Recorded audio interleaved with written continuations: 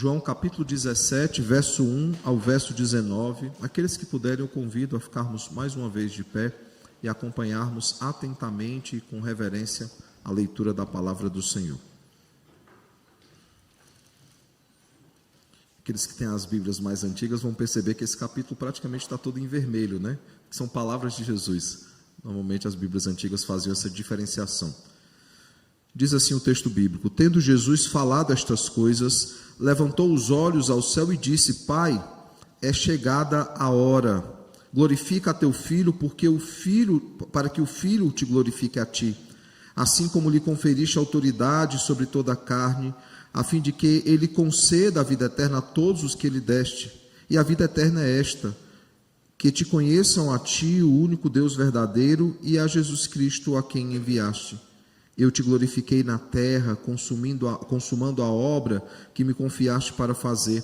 E agora glorifica-me, ó Pai, contigo mesmo, com a glória que eu tive junto de ti, antes que houvesse mundo. Manifestei o teu nome aos homens que me deste do mundo. Eles eram teus, tu me confiastes, e eles têm guardado a tua palavra.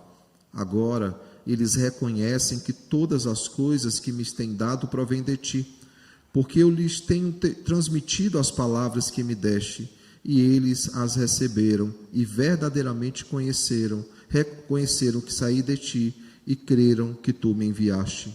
É por eles que eu rogo, não rogo pelo mundo, mas por aqueles que me deste, porque são teus. Ora, todas as minhas coisas são tuas, e as tuas coisas são minhas, e neles eu sou glorificado. Já não estou no mundo, mas eles continuam no mundo, ao passo que eu vou para junto de ti. Pai Santo, guarda-os em teu nome que me deste, para que eles sejam um, assim como nós. Quando eu estava com eles, guardava-os no teu nome que me deste, e protegi-os, e nenhum deles se perdeu, exceto o filho da perdição, para que se cumprisse a Escritura. Mas agora vou para junto de ti, e isto falo no mundo, para que eles tenham o meu gozo completo em si mesmos. Eu lhes tenho dado a tua palavra, e o mundo os odiou, porque eles não são do mundo, como também eu não sou. Não peço que os tires do mundo, e sim que os guardes do mal. Eles não são do mundo, como também eu não sou. Santifica-os na verdade, a tua palavra é a verdade. Assim como tu me enviastes ao mundo, também eu os enviei ao mundo, e a favor deles eu me santifico a mim mesmo, para que eles também sejam santificados na verdade. Oremos ao Senhor. Santíssimo Deus, maravilhoso Pai, nós te damos graças, Deus, pela porção da tua palavra que acabamos de ler. Te damos graças porque ela só está diante de nós porque aprove ao Senhor que fosse traduzida para o nosso idioma.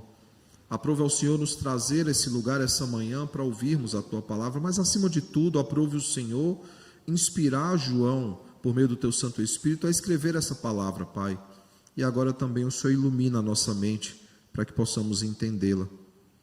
Fala conosco, Pai, mais uma vez essa manhã. Trata com os nossos corações para que as nossas motivações estejam corretas, para que saibamos por que estamos aqui, qual é o nosso papel no corpo de Cristo, para o que fomos chamados, por que estamos nessa terra e por que permanecemos nessa terra, Pai. Fala conosco, admoesta-nos, exorta-nos, consola-nos, Pai, por meio da Tua palavra, que o Teu Filho, o profeta da igreja, trate com os nossos corações, para que nos pareçamos cada vez mais com Ele, Pai. Que possamos, Senhor, não apenas aprender a Tua palavra, mas que consigamos, Pai, por meio da Tua ação em nossas vidas, consigamos colocá-la em prática, Pai. Essa é a nossa oração, em nome de Jesus. Amém. Podem sentar, irmãos. O sermão de hoje, então, ele trata sobre a oração sacerdotal de Jesus. Essa oração que é registrada apenas por João, é registrada já na década de 90, ali entre 90 e 95. Os últimos escritos das Escrituras, né? Sabemos que durante um tempo a palavra do Senhor foi sendo escrita já no Novo Testamento. Temos ali em 45, Tiago, a carta de Tiago sendo escrita. Na década de 50, finalzinho da década de 40 ali, uma discussão sobre Gálatas ou Tessalonicenses, qual foi a primeira. Década de 50, muitos escritos paulinos. Década de 60, ainda escritos paulinos. Depois as cartas gerais, temos o registro lá de Atos, dos evangelhos, temos tudo sendo registrado, e aí dá uma pausa na revelação do Senhor. O Senhor deixa, ele continua falando através das cartas circulares que foram escritas pelos apóstolos, mas aprova ao Senhor, na década de 90, voltar a falar com o seu povo e encerrar esse cânon. E aí nós temos os escritos de João, os escritos joaninos, tanto o Evangelho, as cartas, como Apocalipse. E é interessante que há coisas que só João se preocupa em registrar, e há coisas que ele não tem preocupação. Por exemplo, nós veremos essa manhã que ele abre esse último sermão, esse último ensino aos seus discípulos, lavando os pés dos discípulos ali no capítulo 13. E é claro que é a noite da ceia, porque é a noite de Páscoa. Mas João não está preocupado em registrar a ceia, porque era um assunto já muito bem resolvido dentro da igreja. Ele registra a importância do serviço. E aí Jesus vai tratando com seus discípulos de várias formas, até que chega na oração sacerdotal, que é o motivo da nossa meditação essa manhã, né? Uma oração, como eu já disse, infelizmente pouco conhecida. Talvez o versículo 17 seja o mais conhecido de todos, né? Santifica-os na verdade, a tua palavra é a verdade. Mas é uma oração que pouco é lembrada. Nós lembramos muito da oração dominical do Pai Nosso, mas a oração sacerdotal, poucas vezes nós olhamos para ela.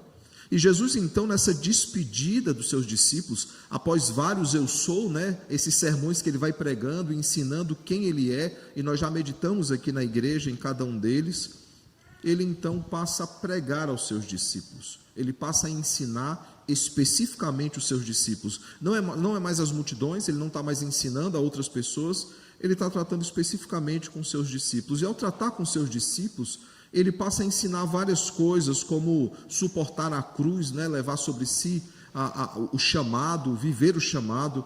Ele passa a apresentar consolações para esse povo, para os discípulos, para que eles pudessem confiar no Senhor, para que eles fossem capazes de perseverar.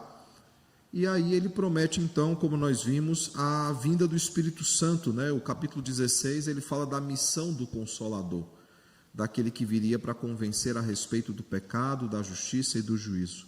Ele então diz a esses discípulos que há uma esperança que é superior, há algo onde eles devem depositar os corações deles e a expectativa, né, o que eles deveriam aguardar. Ele ensina sobre a glória do Senhor, sobre o esplendor e a glória do seu reinado. Ele conclui exatamente o capítulo 16 tratando essas coisas. Veja, por exemplo, ele diz o seguinte no verso 23 e 24 do capítulo 16: naquele dia nada me perguntareis, em verdade vos digo, se pedirdes alguma coisa ao Pai, ele vos concederá em meu nome. Até agora nada tendes pedido em meu nome. Pedis e recebereis, para que a vossa alegria seja completa. E aí, a partir do verso 25 até o verso de número 33, ele passa então a apresentar as suas palavras de despedida aos seus discípulos, até que ele chega no verso 32, ele diz o seguinte: eis que vem a hora e já é chegada, em que sereis dispersos cada um para a sua casa, e me deixareis só. Contudo, não estou só, porque o Pai está comigo. Estas coisas vos tenho dito para que tenhais paz em mim. No mundo passais por aflições, mas tende bom ânimo, eu venci o mundo. E aí, o texto de hoje de manhã, ele já começa dizendo o seguinte: tendo Jesus falado estas coisas. Perceba que há aqui uma ruptura do que está acontecendo antes, uma espécie de conclusão com o que aconteceu antes, e aí então ele passa a interceder por esse povo, ele passa a interceder por esses discípulos.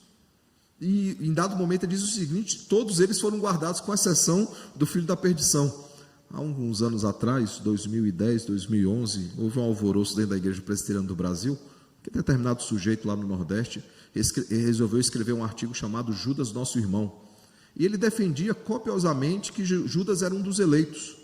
Isso foi um alvoroço lá no Nordeste e na IPB, porque repercutiu no Brasil todo, porque há passagens bem claras a respeito de que Judas é o filho da perdição. Não houve salvação para ele. Jesus afirma isso aqui, quando ele fala: somente um daqueles que o Senhor me deu se perdeu, que foi o filho da perdição. Além deles, e ele diz mais, para que se cumprisse as Escrituras, mas além dele, nenhum outro, todos foram guardados pelo Senhor. E aí Jesus então, ele começa essa porção orando então ao Senhor. É interessante, irmãos, que essa expressão, né, tendo Jesus falado essas coisas, que aparece aí no capítulo 17, verso 1, ela se repete bastante em João.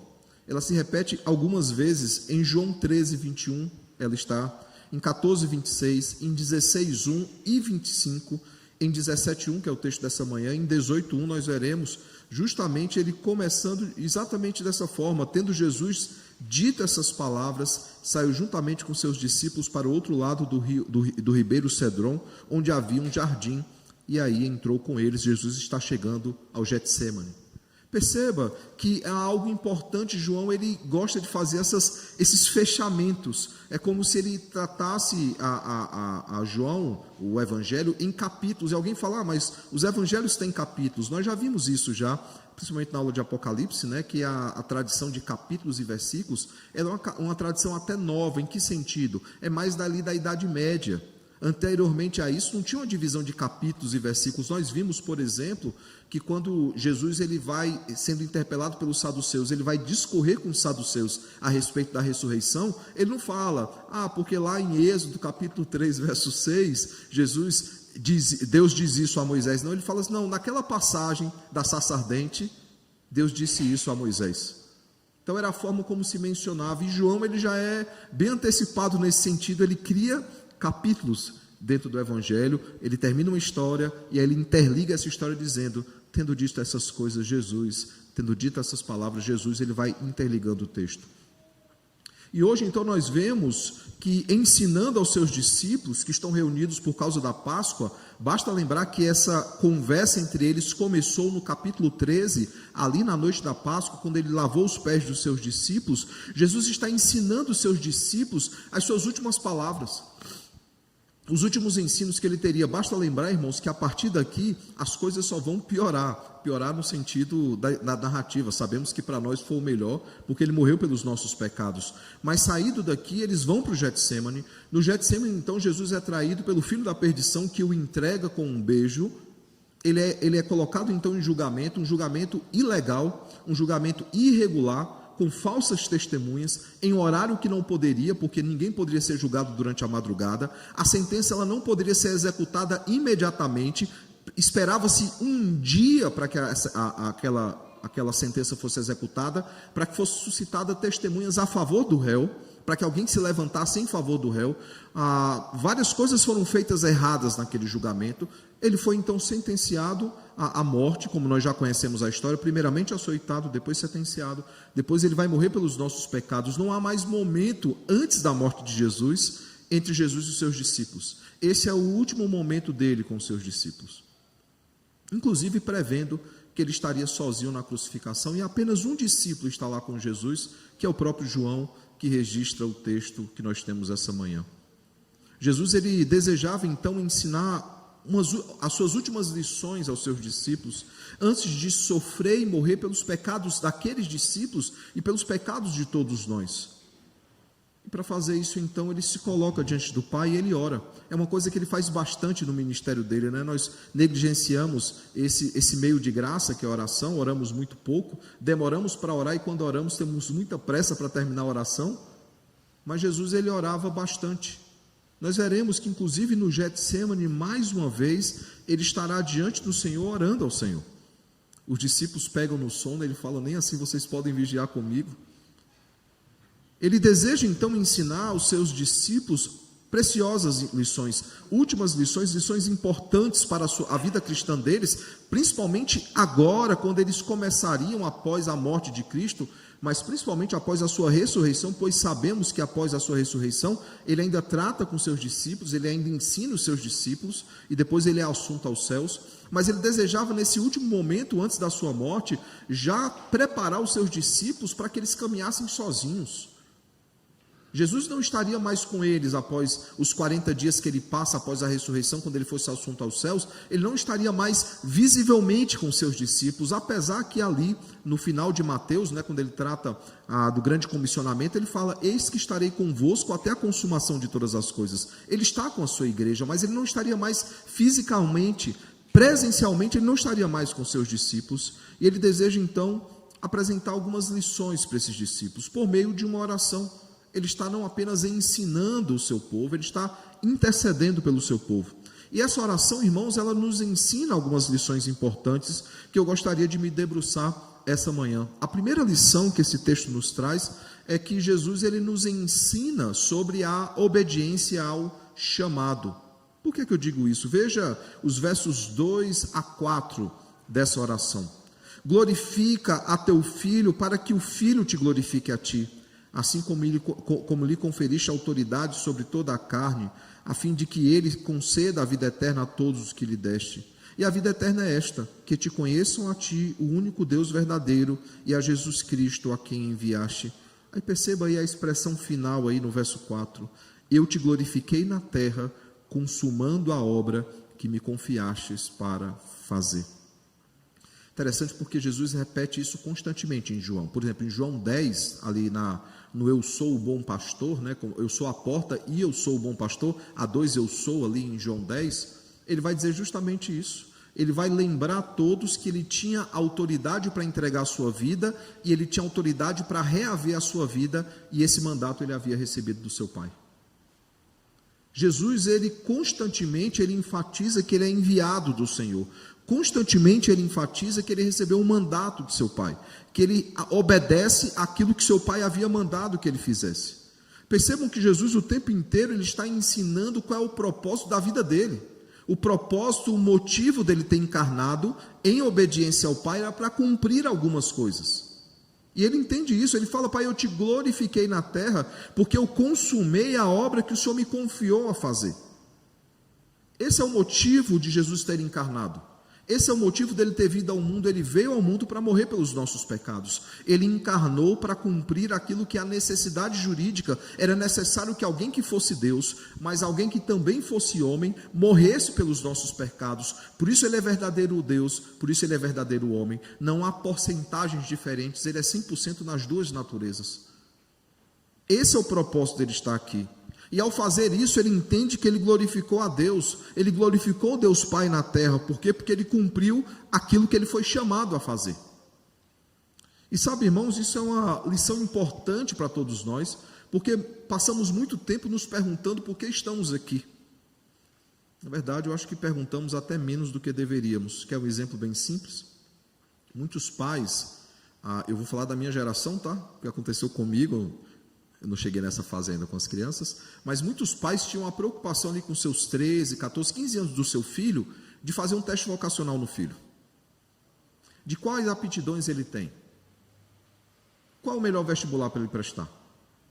Qual o curso que ele vai seguir? E a partir daí começar a dar preparações mais específicas para aquele filho, para aquela filha, para que ele se encaixasse naquela que era a sua vocação. Mas poucos pais estão preocupados em saber o que é que o filho, qual o chamado que o filho tem, quais dons e talentos Deus entregou para esse filho, para que ele sirva na casa do Senhor. Estamos preocupados em que universidade ele vai entrar, qual emprego ele vai ter, qual família ele vai constituir. E são preocupações lícitas, irmãos. Mas todas elas ficam em segundo plano quando nós nos lembramos que a maior vocação que todos nós temos é glorificar o Senhor e alegrar-se no Senhor para todo sempre. Esse é o fim principal do homem. Jesus, ele entende perfeitamente qual é o chamado dele. E ele queria que os seus discípulos também entendessem qual era o papel deles no plano da redenção. E todos nós temos um papel no plano da redenção, um papel esse que os anjos ansiavam por ter e não têm. Falando dessa passagem especificamente, é interessante, irmãos, saber que Jesus ele está já orando, dizendo: eu te glorifiquei porque eu cumpri o chamado que o Senhor fez para a minha vida, antes mesmo desse mandato, desse chamado ser cumprido. Por quê? Porque ele ainda vai para o Getsêmani, ele ainda vai interceder para o Senhor, dizendo: Senhor, se possível passa de mim esse cálice, mas seja feita a tua vontade, não a minha. Horas depois é que ele vai ser preso, julgado, condenado, açoitado e preparado para a crucificação. Mas ele já se antecipa dizendo: eu te glorifiquei porque eu cumpri o chamado. Por que é que ele pode dizer isso, irmãos? Porque Jesus sabia por tudo que ele passaria. Por exemplo, Isaías 53, ele sabia Isaías 53 de cor. Talvez alguém se pergunte assim: mas por que Jesus sabia de cor? Vamos relembrar um texto que nós já meditamos em Pedro, 1 Pedro, capítulo 1. 1 Pedro, capítulo de número 1.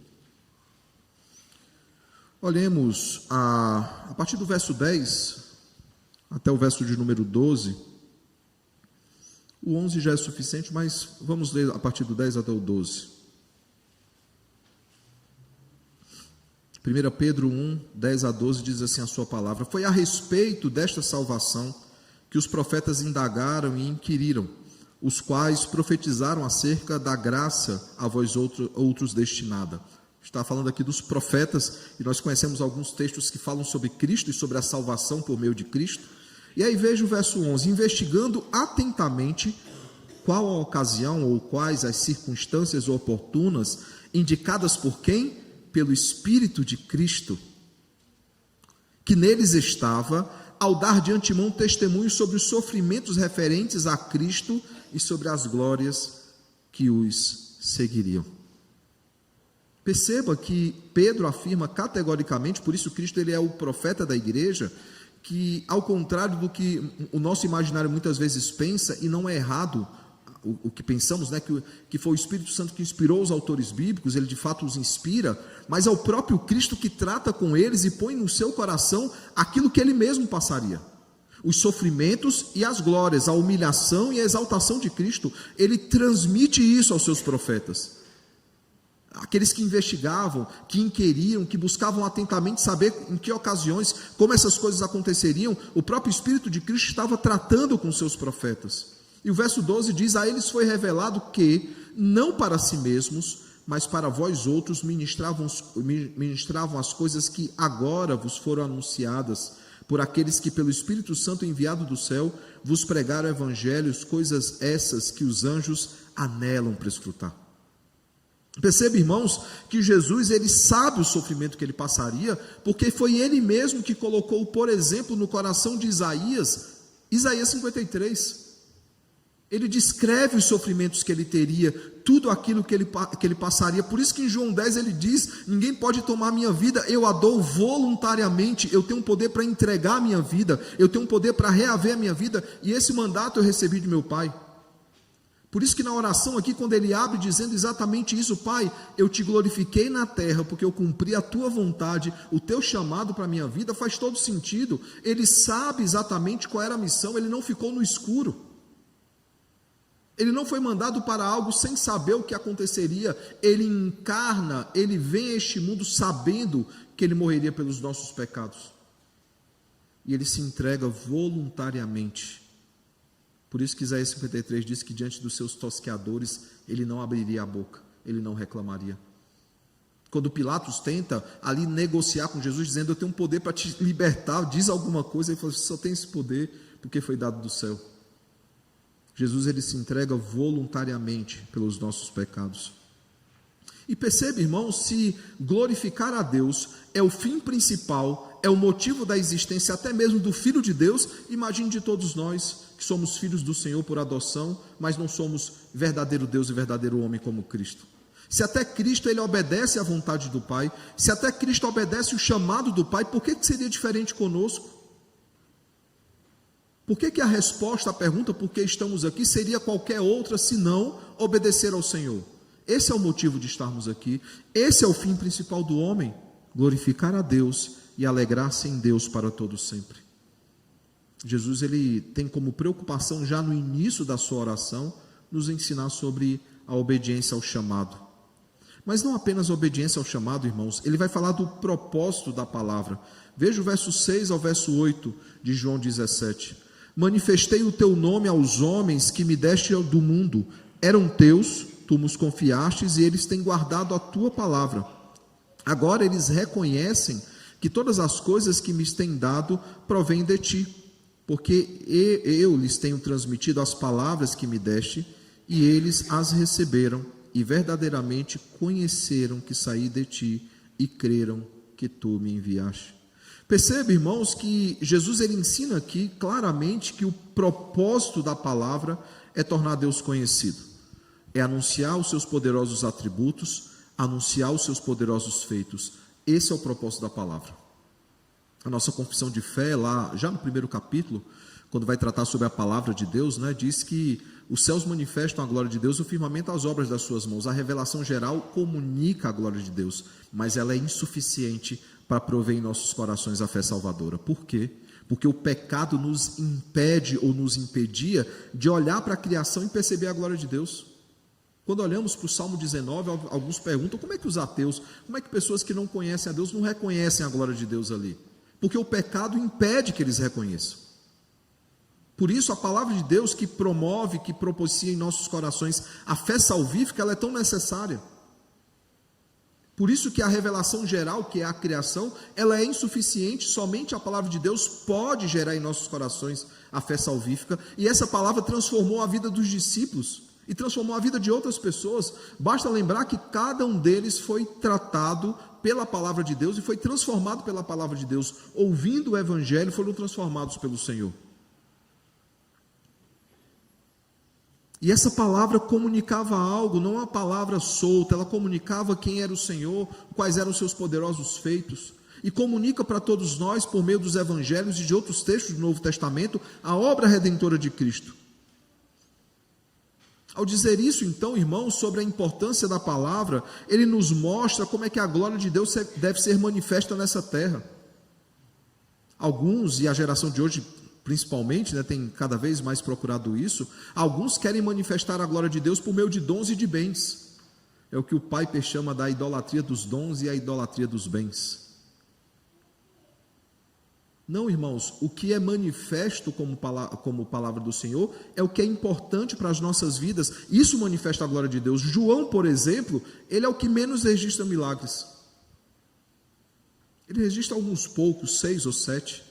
Ele fala, esses poucos que eu registrei já são suficientes para mostrar que ele é o Filho de Deus. Mas João é um dos que mais registram palavras do Senhor, eu sou, eu sou, eu sou. Ele é um dos que mais registra ensinamentos. E ele faz isso depois por meio de cartas, e ele faz isso na grande revelação de Jesus ali em Apocalipse, o grande último ensino de Jesus. Porque a palavra de Deus, irmãos, ela é a grande ferramenta que nós temos para manifestar a glória do Pai.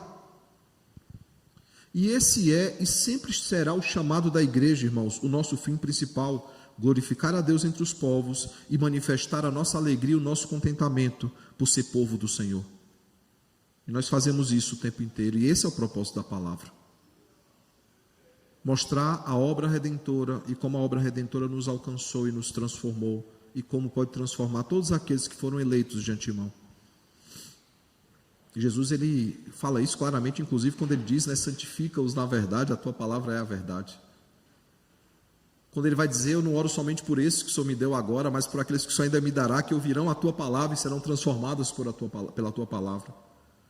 Por isso, irmãos, não há outro arsenal, e arsenal mais importante na armadura que Deus dá à sua igreja do que a palavra de Deus, como Paulo bem afirma.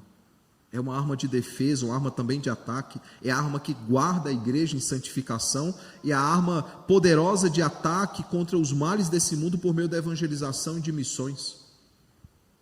Uma igreja que sempre avança, uma igreja que sempre está como militante caminhando, e que as portas do inferno não podem prevalecer contra essa igreja. Não é uma igreja que está acuada esperando o inferno vir, ela vai ao inferno para derrubar a porta do inferno. Mas há uma terceira lição ainda, irmãos, não somente a obediência ao chamado, o propósito da palavra, mas há uma coisa que é importantíssima nas lições de Jesus, e para a igreja talvez uma das principais, que é a necessidade de santificação. Veja o que é que ele afirma nos versos 11 e 12. Já não estou no mundo, mas eles continuam no mundo, ao passo que eu vou para junto de ti. Pai Santo, guarda-os em teu nome, que me deste, para que eles sejam um, assim como nós. Quando eu estava com eles, guardava-os em teu nome, que me deste, e protegi-os, e nenhum deles se perdeu, exceto o filho da perdição, para que se cumprisse a Escritura. Versos 16 e 17, eles não são do mundo, como também eu não sou. Santifica-os na verdade, a tua palavra é a verdade. Perceba, irmãos, que à luz desse texto de Efésios, capítulo 4, nós perceberemos que a palavra ela tem objetivos. Para a igreja, ela tem o objetivo de aperfeiçoar, de santificar a igreja, de moldar a igreja à semelhança de Cristo, de nos aperfeiçoar para o serviço do reino, para que sejamos servos poderosos na mão do Senhor. Para aqueles que ainda não foram alcançados pela palavra, são eleitos do Senhor, mas ainda não foram regenerados, essa palavra ela tem um papel de evangelização. Para a igreja, edificação; para os de fora, evangelização. Para aqueles que não são eleitos do Senhor, condenação. Perceba que a palavra ela tem várias funções dentro de um só conteúdo e uma só mensagem. Jesus está preocupado com seus discípulos e intercede por eles, deixando claro para eles duas coisas importantes. Três coisas importantes: deveriam obedecer o chamado, deveriam pregar a palavra, esse é o propósito da palavra, sendo santificado por ela, e deveriam viver em santificação. E é importante, irmãos, lembrarmos que as vindas de Cristo são um chamado para a santidade. Essa é a forma correta de se esperar por Ele. Na primeira vinda, poucos esperavam pela vinda de Jesus. Não há uma expectativa na igreja, não há uma comemoração. E eu temo que muitos crentes hoje em dia esperem a volta do Senhor de qualquer forma.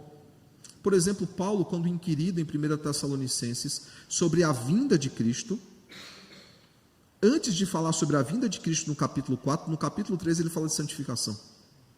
No capítulo 5 ele fala: agora que vocês sabem quando ele voltará, deixa eu falar de santificação novamente. Nós temos parábolas que ensinam sobre isso, sobre estarmos preparados para a volta do Cordeiro, que nós não sabemos o dia, nós não sabemos a hora, mas nós sabemos que ele voltará e devemos estar preparados todos os dias para que ele volte naquele dia. E Jesus ele intercede por isso. E esses versículos que foram lidos, esses 4 versículos deixam isso muito claro, que é preciso estar na verdade para ser santificado pela verdade. E Cristo, como vemos, ele já antecipa essa volta, porque ela acontecerá textos depois, mas Cristo ele voltou para o Pai, mas antes de voltar para o Pai, ele entrega nas nossas mãos, mais uma vez, a arma mais importante, que é uma arma de defesa e uma arma de ataque para que evangelizemos os eleitos que não foram ainda regenerados, e de defesa para que sejamos fortalecidos e tenhamos a nossa fé aí aperfeiçoada, não somente para o serviço da igreja e para nos parecer com Cristo, mas como o próprio Paulo afirma em Efésios 4, para que possamos suportar os ventos de doutrina, para que não sejamos agitados de um lado para o outro como meninos. A igreja, irmãos, ela precisa, antes de tudo, antes de cumprir o chamado que é pregar o evangelho a toda criatura, ela precisa estar em santificação diante do Senhor. Sabe por quê? Porque senão a sua mensagem será meramente uma mensagem teórica, não fará sentido para ele. E ao não fazer sentido para ele, não vai fazer sentido para ninguém. Nós precisamos viver em santificação para ensinarmos aquilo que nós vivemos. Não algo da boca para fora, ou como fez o Judas, ensinando qualquer coisa. Ele era o filho da perdição. E nós esquecemos disso, entre os comissionados ali em Mateus 10, Judas está ali no meio. Não que ele fosse um eleito, mas ele fingia externamente que era um crente. Nós sabemos que Jesus conhecia o coração dele e já sabia que ele não era um dos eleitos. E ainda tem mais uma promessa, irmãos, aqui no texto. A sua igreja, nós, igreja do Senhor, seremos guardados, protegidos e santificados pelo Senhor. Jesus deixa isso bem claro aqui.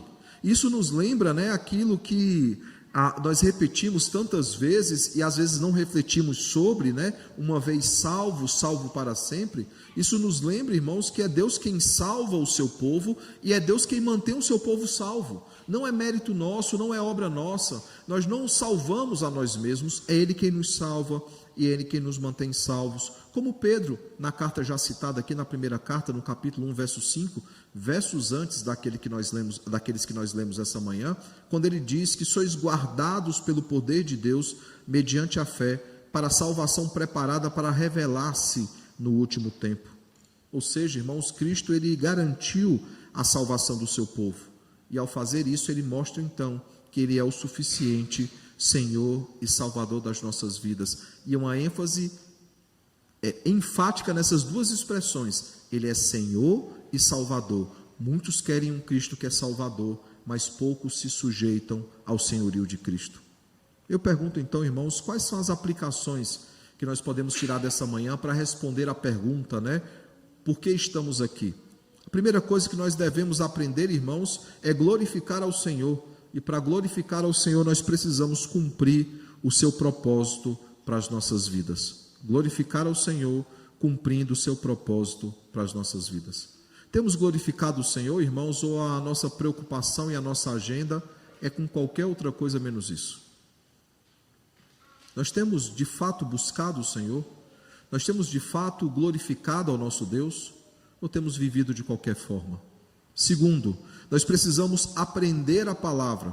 Por que precisamos aprender a palavra? Porque somente ela nos mostra como glorificar a Deus e viver em santificação. Nós tínhamos um costume antigo, não sei se permanece, né, de memorizarmos versículos. Memorizarmos versículos na chamada da escola dominical. Eu já contei para os irmãos, né, eu tinha que memorizar os versículos mais impensáveis da história. Por quê? Porque o meu nome começa com S. E havia muitas crianças antes de mim. Então, se você dissesse um versículo que já havia sido dito, você não ganhava a estrelinha dourada, você ganhava a estrela prateada. E aí o que é que eu fazia? Eu pegava versículos grandes, aleatórios, que ninguém ia pensar neles, e memorizava. Disse, rapaz, não vai ter como ninguém pensar nesses versículos. Na época do seminário, na cadeira de evangelização, nós tínhamos que memorizar durante todo o semestre, a cada semana, 10 versículos. Mas não era só 10 versículos, nós tínhamos que escrever os 10 versículos. Nós dizíamos qual era a versão que nós escolhemos, e normalmente eu escolho a revista atualizada, achar melhor. A ARA, né? Nós escolhíamos a versão e o professor depois corrigiria naquela versão. Se faltou uma vírgula, se faltou um ponto e vírgula, acentuação, qualquer coisa, tirava-se décimos daquilo. Nós memorizávamos 10 versículos. E aí alternava uma semana livre, outra semana mais 10 versículos. No final, nós memorizávamos 40 versículos. Sabe qual era a prova final? As provas parciais eram essas 4 provas com 10 versículos. Sabe qual era a prova final? Dentre aqueles 40 versículos que você deveria ter memorizado, o professor colocava 10 na lousa e você tinha que transcrever os 10 versículos. Eu tinha uma técnica muito interessante, irmãos. Eu memorizava antes de dormir. É como eu faço até hoje para memorizar alguma coisa. Antes de dormir eu repassava, olhava, memorizava por partes, né? E aí depois, ao acordar, o versículo estava muito fresco na minha cabeça. Não sei qual é a estratégia que você vai adotar, irmãos, mas a verdade é que hoje poucos conhecem a palavra do Senhor.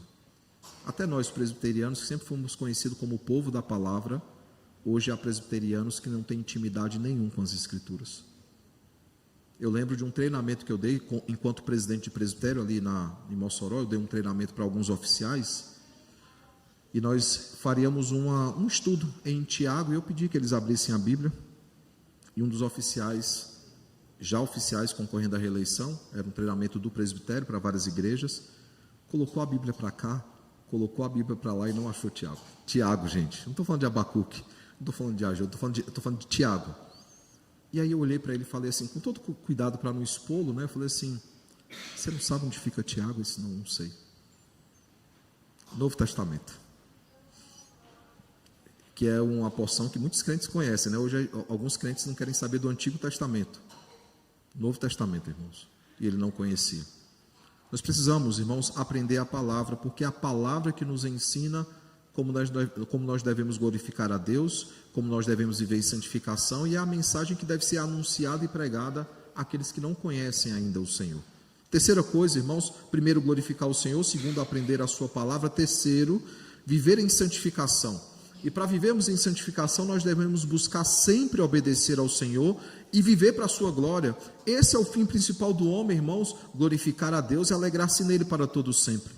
O meu temor é que isso se tornou como um moto das sociedades internas, que muitos repetem sem nem pensar no que significa. Eu já vi muita gente repetindo o moto das sociedades internas, sem pensar em cada palavra e expressão que está ali contida. E eu temo que o fim principal do homem, né, a pergunta de número 1 dos nossos catecismos, principalmente o catecismo, o breve, o menor, né, a sensação que eu tenho é essa: a gente repete e não reflete sobre o que quer dizer. O que quer dizer glorificar a Deus e alegrar-se nele, ou contentar-se nele, ou gozá-lo para sempre? O que quer dizer isso?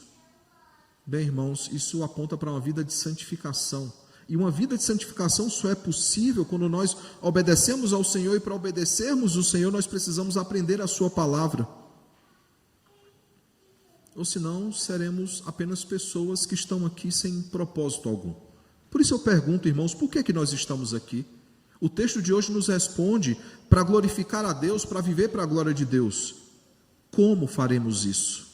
E o texto de hoje também responde, irmãos, por meio da palavra e da pregação da palavra. Que o bom e eterno Deus, irmãos, nos use para louvor da sua glória. O bom e eterno Deus, irmãos, nos ajude a obedecê-lo, a cumprir o chamado que Ele tem para todos nós, que Ele nos ajude, irmãos, a aprender a palavra, a devorar a palavra de Deus como nosso alimento diário, para que não sejamos desnutridos espiritualmente, acima de tudo, irmãos, que nos lembremos porque estamos aqui, para viver para a glória de Deus, e só vivemos para a glória de Deus vivendo em santificação, vivendo para Ele, pois somos dele, somos o seu povo e rebanho do seu pastoreio.